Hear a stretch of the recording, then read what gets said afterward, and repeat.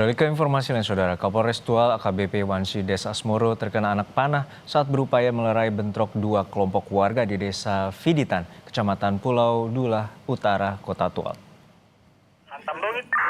Izin senior Kapolres ke depan.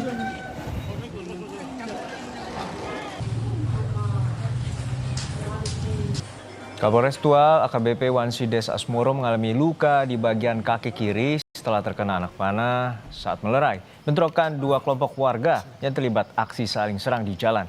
Akibatnya Kapolres harus menjalani operasi. Selain Kapolres, sejumlah warga juga mengalami luka akibat terkena busur panah dan lempar batu.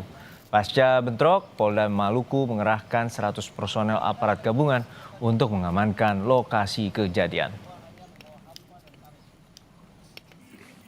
Perbatasan antara kedua desa sudah dilakukan pos pengamanan gabungan yang terdiri dari gabungan TNI dan Polri dengan total jumlah personil yang melakukan pengamanan gabungan ini sebanyak kurang lebih 100 orang. Dan situasi sampai saat ini sudah kondusif.